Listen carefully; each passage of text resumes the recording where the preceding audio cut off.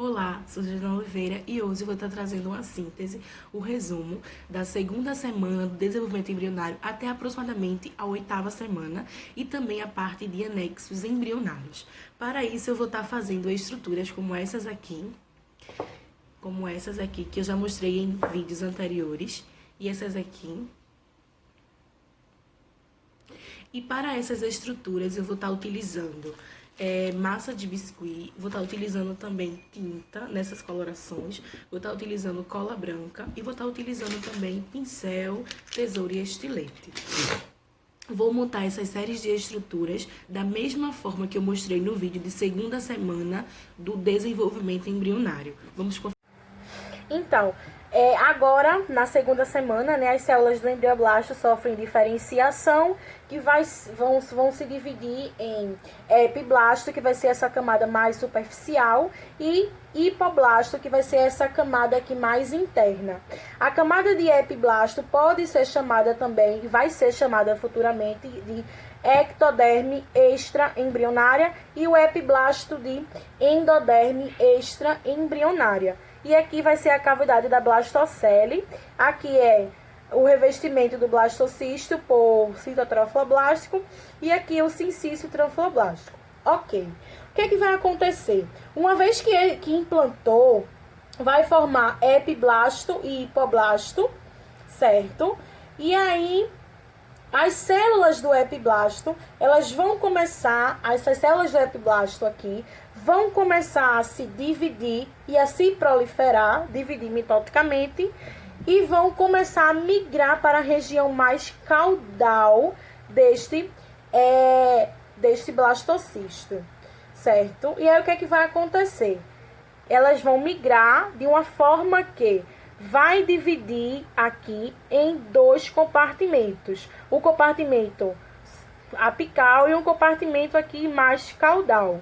Quando essas células do epiblasto, elas se proliferam e migram, vai formar aqui o disco embrionário bilaminar, que ele é constituído por células do epiblasto e células do hipoblasto. Quando isso acontecer, vai formar agora duas cavidades. Uma cavidade superficial, que vai ser chamada de cavidade amniótica, e uma cavidade aqui mais interna, que vai ser chamada de saco vitelínico, certo? E aqui, ó, a gente vai ter essa camada de célula, que vai estar, essa camada aqui de célula, que vai estar revestindo justamente essa cavidade amniótica. Essas células são chamadas de amnioblasto. Então, a cavidade amniótica, ela é revestida por amnioblasto. E as células que vão estar revestindo aqui o saco vitelínico são células que migraram do hipoblasto, tá? E aí vão formar uma membrana que é chamada de membrana de Hels. É essa membrana que vai estar aqui revestindo esse saco vitelínico, tá? E a partir de aqui eu tenho formado cavidade amniótica, eu tenho formado o disco embrionário bilaminar e eu tenho formado também o saco vitelínico primário, tá?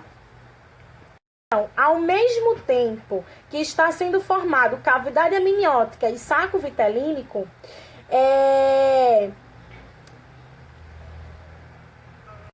Então, ó, ao mesmo tempo que as células o epiblasto e o hipoblasto estão se dividindo e se proliferando para formar cavidade amniótica e saco vitelínico, as células do citotrofoblástico aqui, que reveste o blastocisto, começam a liberar uma substância, um material acelular, que futuramente vai dar origem ao tecido conjuntivo. E esse material, essa secreção que está sendo liberada pelo sincício trofoblástico, é justamente a mesoderme extraembrionária, certo? Que é justamente essa parte aqui, ó, essa parte toda, ela vai estar em volta aqui da cavidade amniótica e do saco vitelínico, bom? E aí, a parte desse mesoderma extraembrionário que está revestindo aqui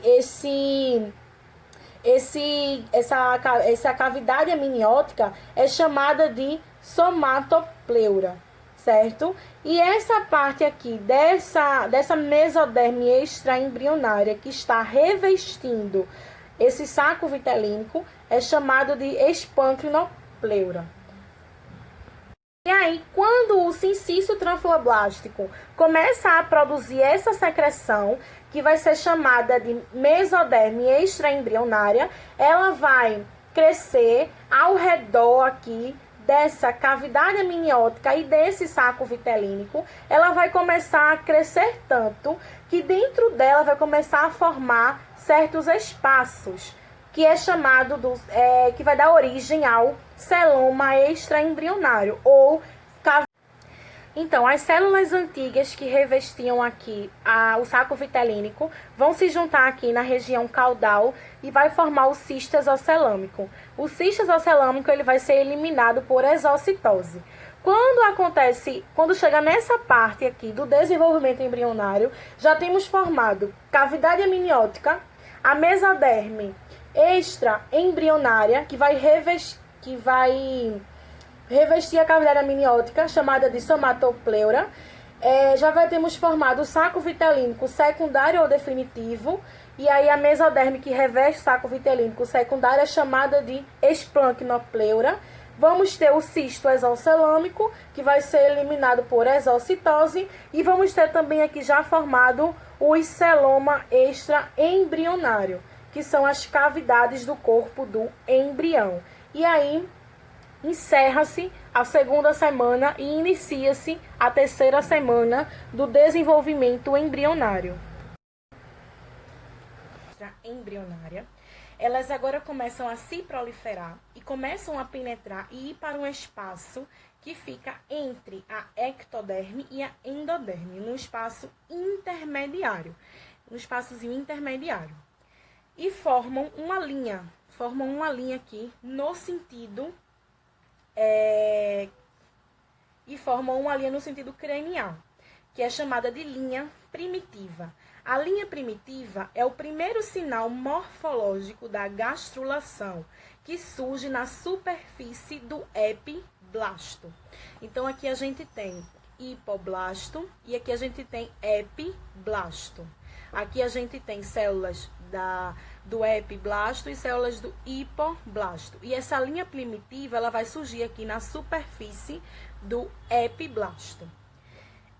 A linha primitiva ela resulta da proliferação e da ação das células do epiblasto para o plano mediano do disco embrionário. Conforme a linha primitiva se alonga pela adição de células, para a sua extremidade caudal cefálica, ela começa agora a se proliferar e forma o nó primitivo, isso aqui. Ó. Aqui tem a membrana bucofaríngea, aqui a membrana croacal, aqui a linha primitiva e aqui na pontinha o nó primitivo. Então, o nó primitivo, quando aparece, ele significa dizer que essa linha primitiva ela não pode mais crescer, ela não pode mais passar desse nó primitivo. O nó primitivo ele fica preso, ele fica envolto do suco primitivo. O suco primitivo é um pequeno suco que surge na linha primitiva, simultaneamente ao desenvolvimento da linha primitiva, ele é contínuo, como uma pequena depressão no nó primitivo. Então, aqui, ó, ele tem uma pequena depressãozinha, aqui, não sei se você está conseguindo ver, uma pequena depressãozinha, aqui a gente tem a linha primitiva, aqui na pontinha o nó primitivo, que está envolto dessa depressão, que é justamente aí esse suco primitivo. Bom, essa depressão, na verdade, ela é chamada de fosseta primitiva, ou canal neuroentérico. Então, aqui a gente tem essa depressão, que é a fosseta primitiva, ou canal neuroentérico. A gente vai ter a linha primitiva, o nó primitivo. Esse nó primitivo envolto dele pelo suco primitivo. Bom, a fosseta primitiva, ou canal neuroentérico, é a comunicação por meio de um rompimento da camada do folheto germinativo da endoderme. Então, essa endoderme, ela vai se proliferar ao ponto que ela vai se romper. Quando esse rompimento acontece uma comunicação, aqui, ela se rompe, aqui ó, se rompe, e acontece uma comunicação entre a cavidade amniótica e o saco vitelínico, sendo que essa comunicação ela não pode durar muito tempo. Por quê? No futuro, no futuro breve, esse saco vitelínico ele vai dar origem ao trato digestivo, ao sistema digestivo. Então, ela não pode ocorrer por muito tempo. Então, é uma breve comunicação e ela já é desfeita, esse canal já é fechado. Esse canal aqui, ele se abre por conta do rompimento da endoderme, mas ele se fecha rapidamente, porque essa comunicação ela não pode existir. Então, as células da endoderme começam a se invaginar para dentro da cavidade da camada intermediária, aqui, ó. Elas começam a invaginar agora, e essa invaginação é chamada de placa notocordal. Essa placa se fecha e a endoderme se refaz. E essa placa dá origem à notocorda. Essa notocorda, por sua vez, tem função de originar a coluna vertebral. Após a formação da linha primitiva e do nó primitivo, a fosseta primitiva se formará exatamente no local do nó primitivo, exatamente neste local aqui. E vai ser o canal de comunicação entre o epiblasto e o hipoblasto, para que as células do epiblasto possam atravessar e se depositar exatamente entre essas duas camadas, dando então origem aos 3 folhetos embrionários. Então, essa ectoderme, ela começa a sofrer um processo de evaginação. Ela começa a se invaginar para o espaço intermediário.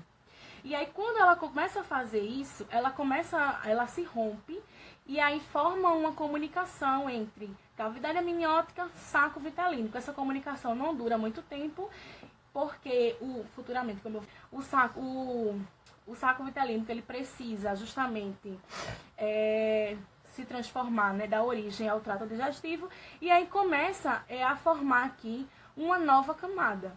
E aqui começa a se formar aqui a placa notocordal. Então, ela continua se proliferando até que ela se fecha e se desprende.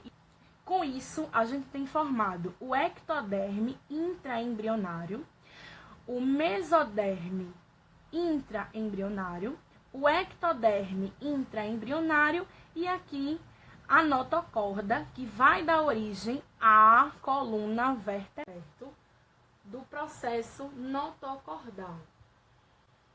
Então, aqui a gente tem, isso aqui tudo é a superfície do epiblasto, da camada do epiblasto. Aqui a gente tem a membrana bucofaríngea, aqui a gente tem a membrana cloacal, aqui a gente tem a linha primitiva e aqui a gente tem o nó primitivo. Em todas tem o nó primitivo e os processos futuros que eu vou dizer logo mais. Então, assim, quando a notocorda ela se forma, ela funciona como um indutor primário do embrião inicial. O desenvolvimento dela induz o ectoderma embrionário sobrejacente a se espessar e formar a placa neural, que é o primórdio do sistema nervoso central. Então, aqui a gente vai ter, como eu já expliquei, né? Essa estrutura eu já expliquei. Aqui começa a formação do processo notocordal, né? Aqui começa a formar a placa neural.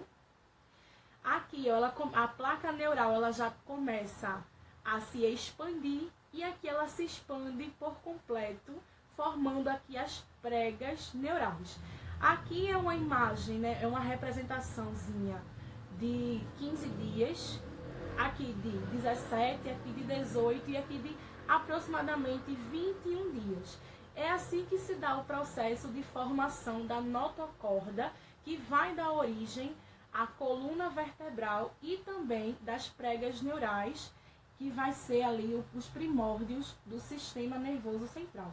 Quando isso acontece, a notocorda está formada, vai terminar o processo de gastrulação e vai entrar agora na 4ª e na 5ª, aproximadamente, semana do desenvolvimento embrionário. E vai iniciar agora o processo de neurulação, que é o processo de formação do sistema nervoso. Então, agora vamos falar sobre o processo de neurulação. O processo de neurulação, ele é constituído pelos processos que envolvem a formação da placa neural, pregas neurais, que são essas partezinhas que eu falei anteriormente, cristas neurais, que são essa partezinha aqui da estrutura, essas são as cristas neurais, e tubo neural, que são os primórdios do sistema nervoso central e do sistema nervoso periférico. Então, ó, uma vez que notocorda se formou, tá aqui a notocorda, ela se formou, a ectoderme, que é essa partezinha aqui, é intraembrionária, vai começar a se invaginar para a mesoderme intraembrionária.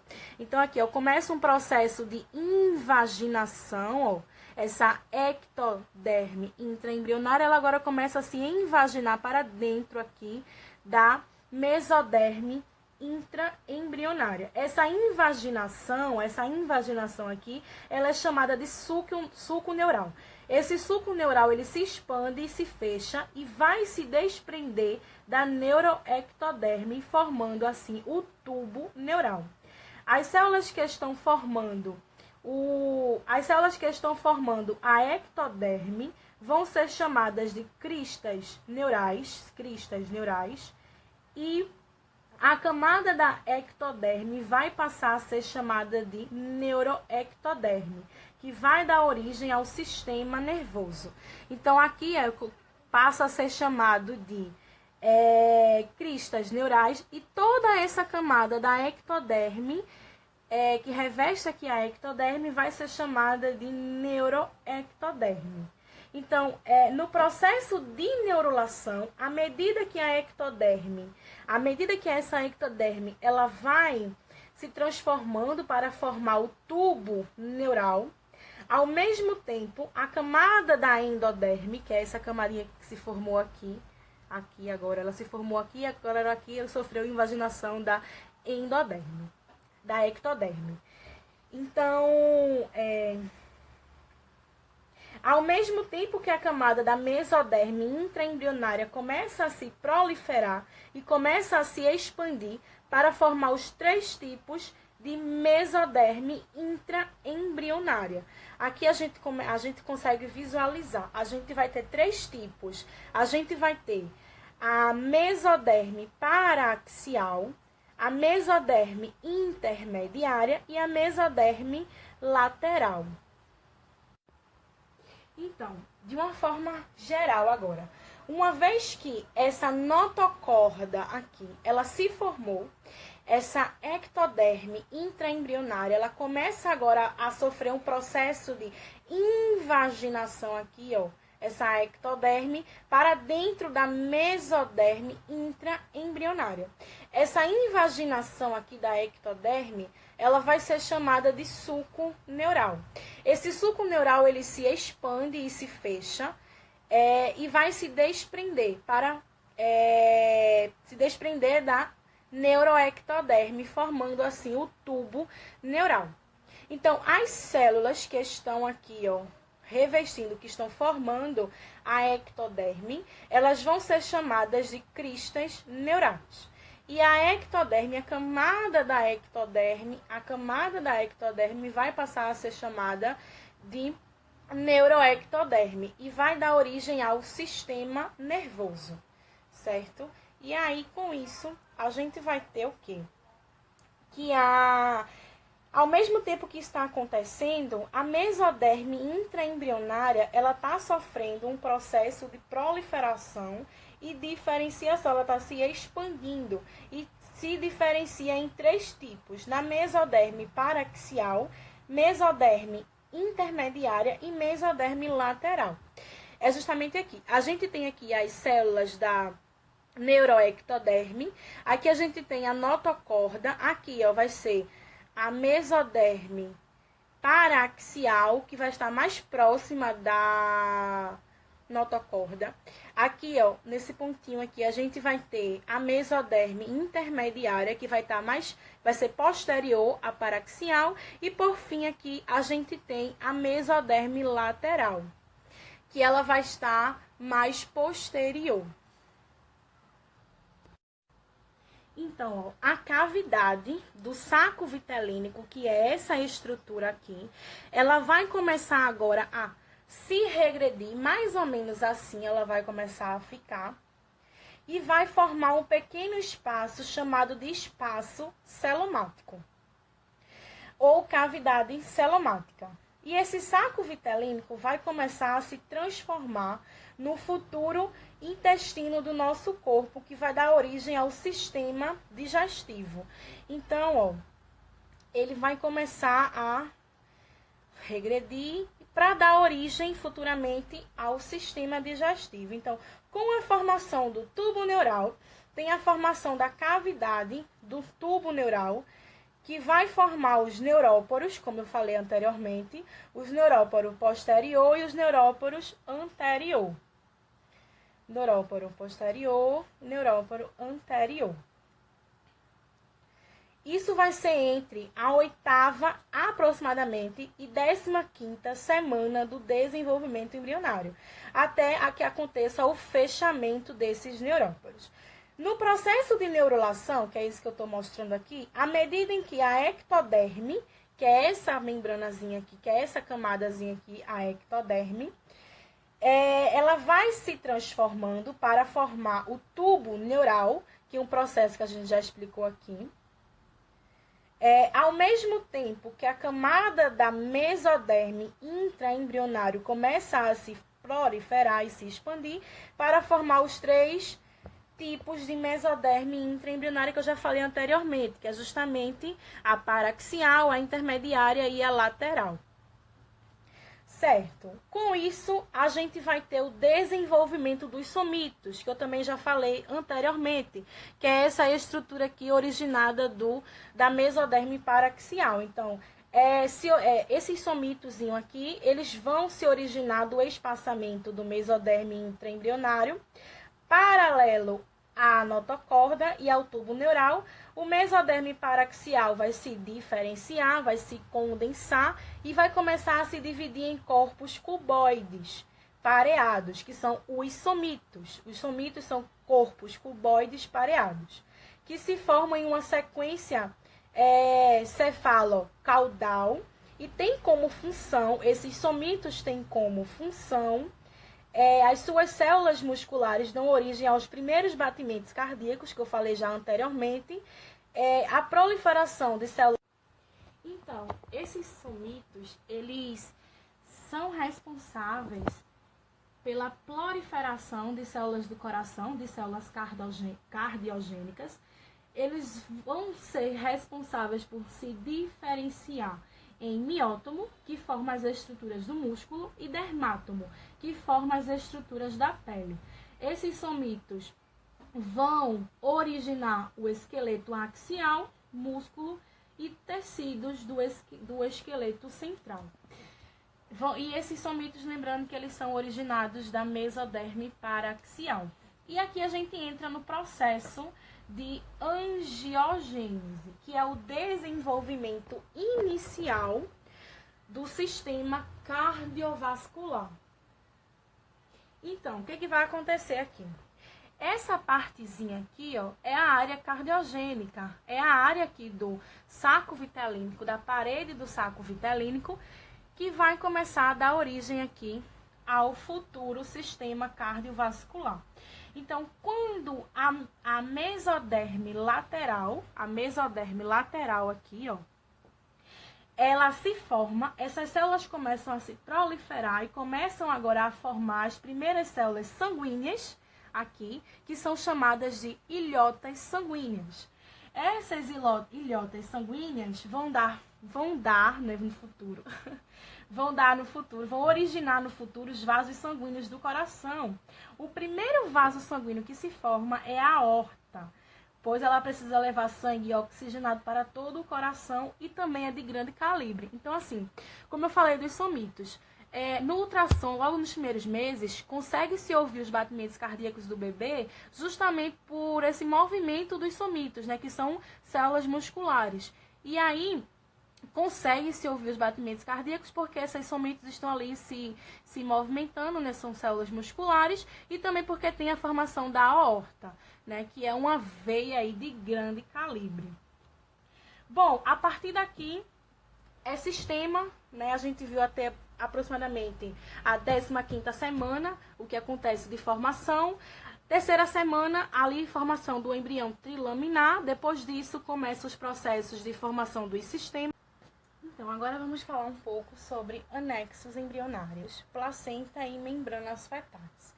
Então, os anexos embrionários, eles são estruturas que se formam a partir dos folhetos embrionários, que são ectoderme, endoderme e mesoderme, que a gente já conhece bem, e eles surgem durante a gestação, mas não fazem parte do embrião. Então, eles são estruturas externas do embrião.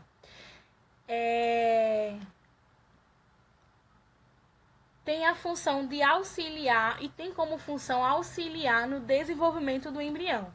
A gente vai ter alantoide, cavidade amniótica, saco vitelínico, a gente vai ter o amnion. Então, são esses anexos embrionários, placenta também, que não faz parte do embrião, mas vai ajudar no desenvolvimento embrionário. Então, são muito importantes.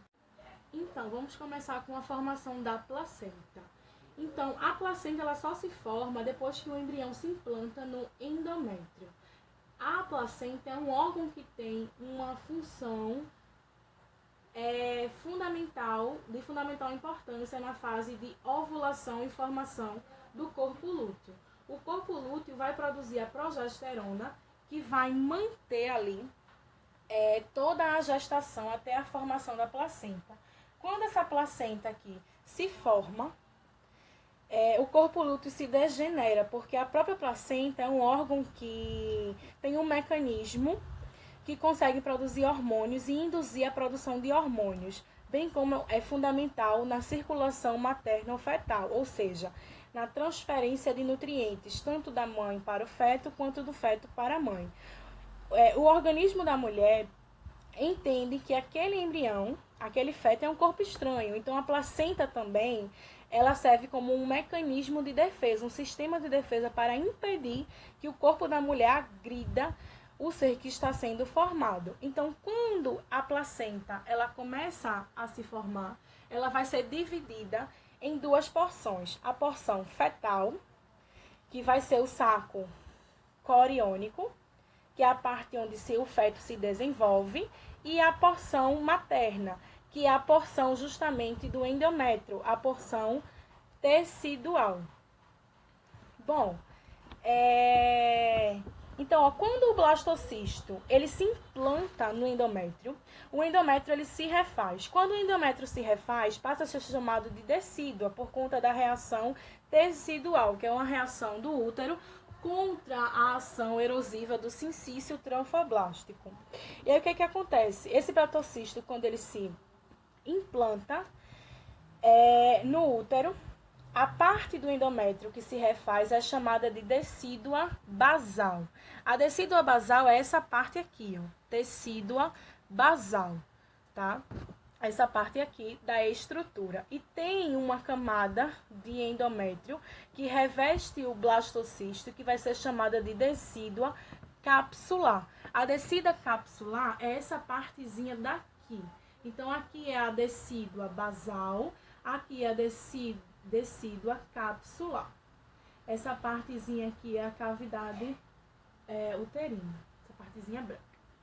Então, quando o embrião se implantou no interior do útero, as células trofoblásticas que estão em volta do blastocisto, do citotrofoblasto, começam a se projetar e se organizar para formar as vilosidades, que é essa partezinha aqui, essas vilosidades aqui, que são projeções em formas de dedos que vão crescer em direção à decídua basal. Aqui é a decídua basal, essas microvilosidades, essas vilosidades aqui, elas vão começar a se formar em direção à decídua basal. À medida em que o embrião vai crescendo, as vilosidades também vão crescendo. No início da implantação, ainda tem um espaço na cavidade intrauterina, aqui tem espaço nessa cavidade. Sendo que à medida que vai crescendo, não vai mais existir esse espaço, tá vendo? Aqui, à medida que esse embrião ele vai crescendo, esse espaço aqui, dessa cavidade aqui uterina, ela não vai mais existir, porque o embrião vai começar ali a tomar todo o espaço. Volta do blastocisto, do citotrofoblasto, começam a se projetar e se organizar para formar as vilosidades, que é essa partezinha aqui, essas vilosidades aqui, que são projeções em formas de dedos que vão crescer em direção à decídua basal. Aqui é a decídua basal, essas microvilosidades, essas vilosidades aqui, elas vão começar a se formar em direção à decídua basal. À medida em que o embrião vai crescendo, as vilosidades também vão crescendo. No início da implantação, ainda tem um espaço na cavidade intrauterina, aqui tem espaço nessa cavidade. Sendo que à medida que vai crescendo, não vai mais existir esse espaço, tá vendo? Aqui, à medida que esse embrião ele vai crescendo, esse espaço aqui, dessa cavidade aqui uterina, ela não vai mais existir, porque o embrião vai começar ali a tomar todo o espaço. Então, antes de prosseguir com a explicação, vou explicar um pouco dessa estrutura. Então, aqui a gente consegue observar que tem aqui a cavidade uterina, aqui tem o saco vitelínico, aqui é o embrião, né, o feto que está se formando, aqui está dentro da cavidade amniótica, essas vilosidades aqui formam o córion frondoso. Essa parte aqui, que não tem velocidade, forma o córion liso. Mais aproximadamente aqui do córion liso, a gente vai ter aqui a cavidade coriônica. Aqui, ó, pertozinho aqui desse córion liso, vamos ter a cavidade coriônica, a cavidade coriônica. Aqui, ó, aqui pertozinho, a gente vai ter, aqui, bem aqui mesmo, rentezinho a essa cavidade coriônica, a decídua capsular, aqui a decídua e aqui a decídua basal, certo? Então, vamos prosseguir com a explicação. Então, vamos prosseguir com a explicação. Então, quando o embrião se implanta no interior do útero,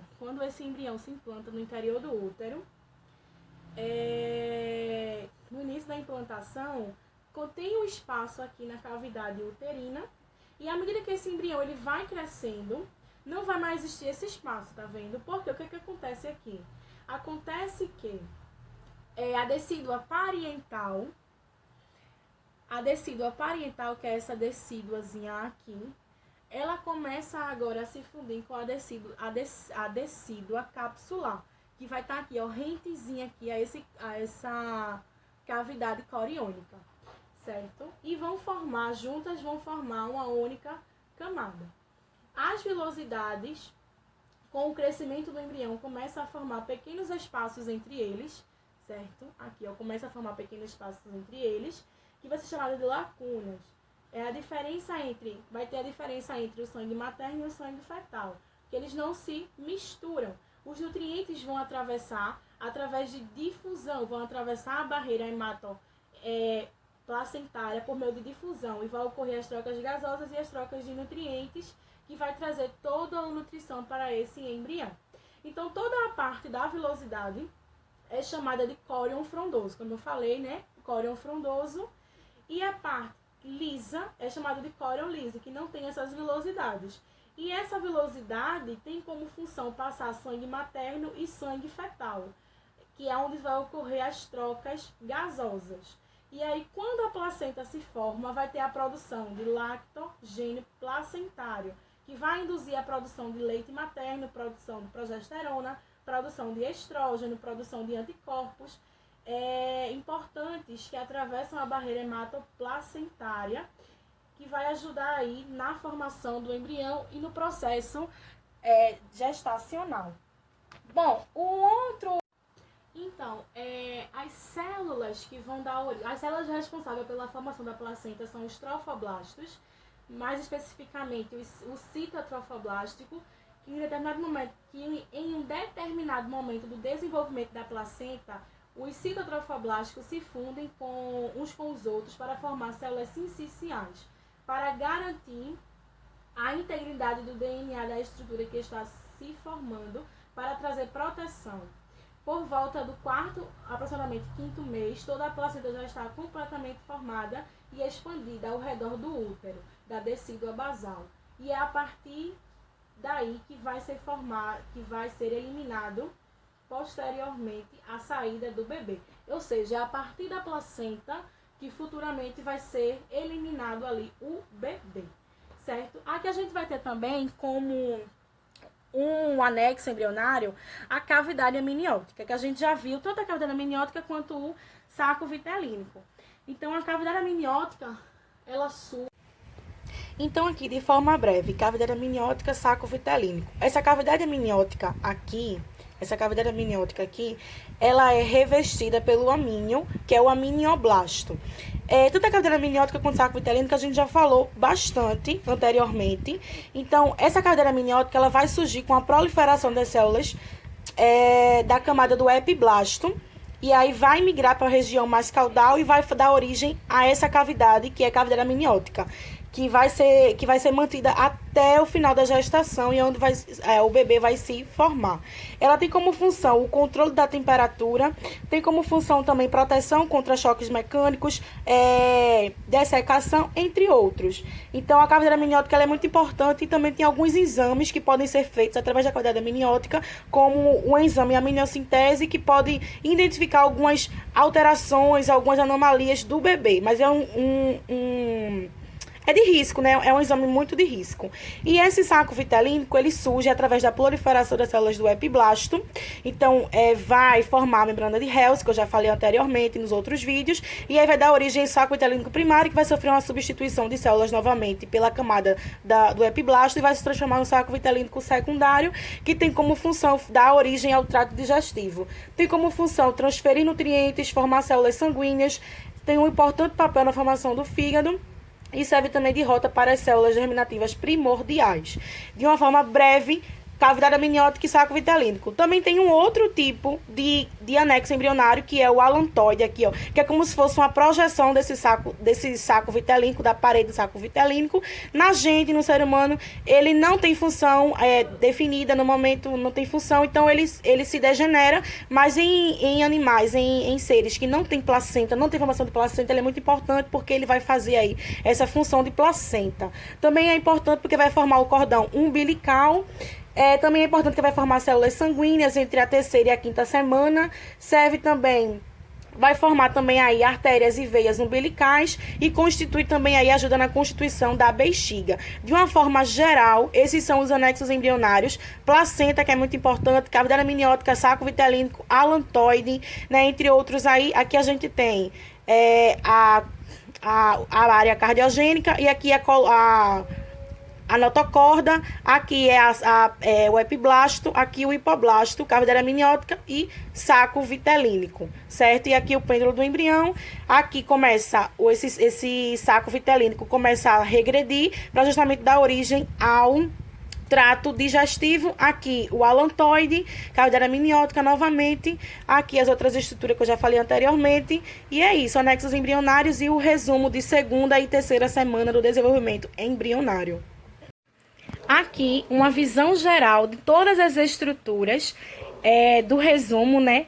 De primeira semana que a gente fez no início, segunda semana, terceira e em diante até os anexos embrionários. Então, tá aqui todos